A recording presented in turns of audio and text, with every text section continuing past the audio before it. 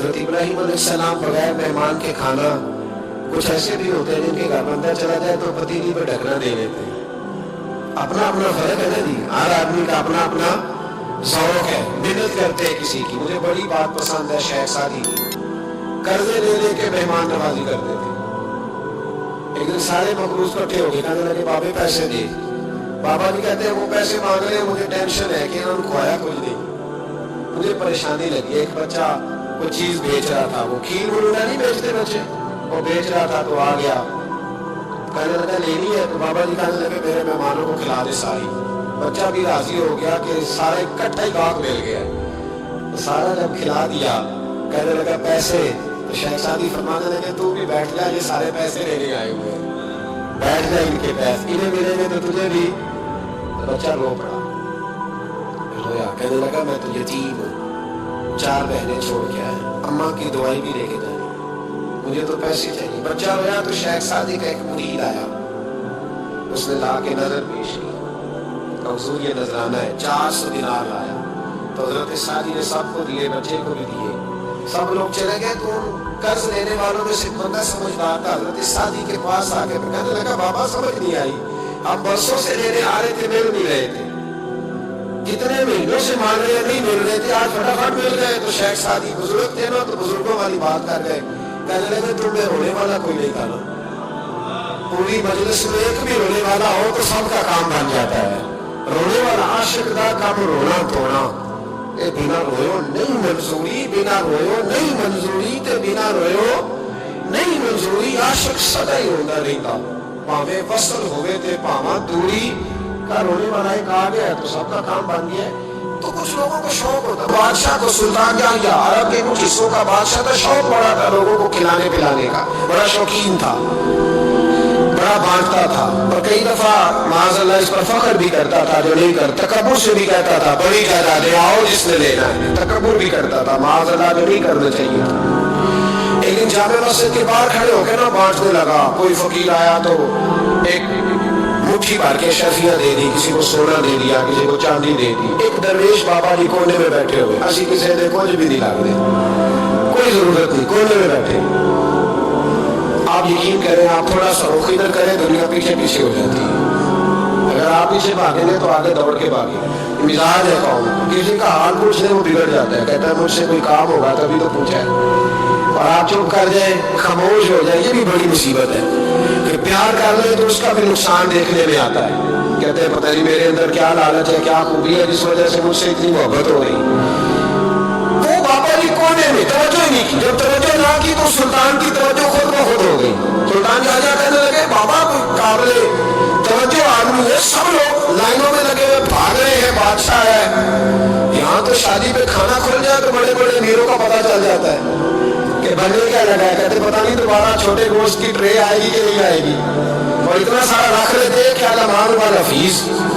بڑے بڑے امیروں کے پول کھل جاتے ہیں، پتہ چلتا ہے کتنے تگڑے نہیں ہے. جب اس نے کہا شرفیاں سونے ہیرے جواہرات تو جو نہیں تھے فقیر وہ بھی لائنوں میں لا گئے. لیکن وہ فقیر پھٹے پرانے کپڑے، سانو تخت دارے دی لوڑ کیے، نالے کی لگے شہر ببول دے نال، اسی اپنی بال کے سیکنے، سانو کی لگے کسی اور دے نال. اور اقبال نے اس کی تشریح کی. اقبال کہنے لگے ہوا گو تند و تیز ہے لیکن چراغ اپنا جلا رہا ہے. ہوا گو تند و تیز ہے، تیز ہوا میں چراغ نہیں جلتے. ہوا کو تند و تیز ہے لیکن چراغ اپنا جلا رہا ہے. وہ مرد درویش حق نے جس کو عطا کیے ہیں انداز خوش روانہ، فرماتے جسے اللہ نے بے نیازی دے دی، لالچ سے دور کر دیا، وہ کسی کی پرواہ، وہ اپنا چراغ جلاتا ہے. اپنی مٹی پہ چلنے کا سلیقہ سیکھو.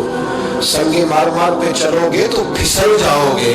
وہ بابا بیٹھا ہے تو بادشاہ کہنے لگا اسے بھی بلاؤ. بابے کو بلایا، کہنے لگا تمہیں کچھ نہیں چاہیے؟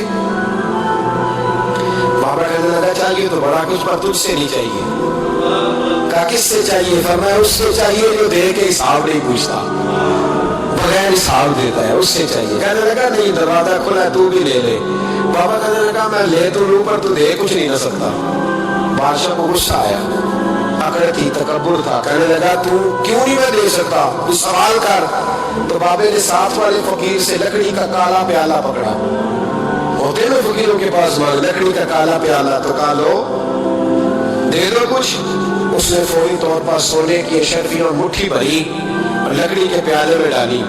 اب جب پیالے میں ڈالی تو کاٹ کاٹ کی آواز تو آئی, اور پتہ نہیں وہ کدھر گئی ساری اشرفیاں. دوسری مٹھی ڈالی تو پھر کاٹ کاٹ کی آواز آئی, پر اشرفیاں کدھر گئی کوئی پتہ نہیں چلا. تیسری, چوتھی, پانچویں, بابے کا پیالہ خالی کا خالی. 2 دفعہ بھی, 4 دفعہ بھی. یہ بادشاہ لوگ ضدی ہوتے ہیں, مانتے نہیں جلدی. کسی نے بتا دیا ہوتا ہے نا سارا کچھ تو نہیں ہو, اڑ جاتے ہیں. ہاں جو جس منصب پہ بھی بادشاہ ہوتا ہے اڑ جاتا ہے. اس نے کہا میں بھی ضدی ہوں, پیالہ بھر کے چھوڑنا ہے. ایک بوری منگا لی, دوسری منگا لی, تیسری منگا لی. بابا خوش ہے, مطمئن ہے, چلو ڈالو, تم نے کہا تھا ملے گی. اب وہ مٹھی ڈالتا, کبھی اشرفیاں, کبھی ہیرے, کبھی چاندی, پر پتہ نہیں کدھر جاتی. بالآخر آہستہ آہستہ بیک ہونے لگ گیا. وزیر کہنے لگا بادشاہ پیچھے سے بوریاں ختم ہو گئی ہیں, اب نہیں منگانے لگے گی, پیچھے کوئی چیز بھی نہیں, ختم ہو گیا سارا کچھ. انسان کسی کو کیا دے سکتا ہے؟ کیا ہاں وہ انسان بڑا نوازتے ہیں جن کے پاس خزانے بھی اللہ کے دیے ہوئے ہوتے ہیں, وہ نوازتے ہیں لوگوں کو, وہ نوازتے. کہا تو کیا دے سکتا ہے؟ بادشاہ جب تنگ آ گیا نا بادشاہ, تو گھوڑے سے نیچے اتر آیا اور بابے کے پیروں میں بیٹھ کے کہنے لگا بابا یہ پیالہ ہے کس بلا کا نام؟ نیچے کون سا کنواں ہے کہ جو کنواں جو نیچے گراتا ہی جاتا ہے اور جو بھرتا ہی نہیں ہے؟ تو بادشاہ کا ہاتھ رکا تو بابے نے پیالہ چھوڑ دیا, بڑا قیمتی لفظ کا. بابا کہنے لگا بادشاہ یہ انسانی خواہشات کا پیالہ ہے, یہ انسان کی خواہشوں کا پیالہ ہے, یہ لالچ کا پیالہ ہے, یہ کبھی بھر سکتا. انسان کبھی کہتا ہے یا اللہ اپنا مکان دے دے, بڑا راضی ہوں, اسے اپنا مل جاتا ہے, پھر کہتا ہے نہیں سوسائٹی میں ہونا چاہیے. پھر سوسائٹی میں اللہ دیتا ہے تو کہتا ہے 5 مرلے کا چھوٹا ہے. اس کے نفس کا پیالہ کبھی بھرتا. نبی پاک علیہ السلام نے فرمایا تھا اس خواہش کے پیچھے نہ لگنا جو تمہیں نئی خواہش میں ڈال دے. کوئی سمجھ آئی بات کیا؟ بڑی بات کر دی حضور نے ایک جملے.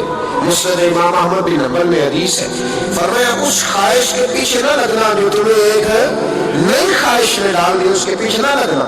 اور فرمایا اس خواہش کے پیچھے نہ لگنا جو تمہیں بے جا خواہشوں کے پیچھے لگا دے.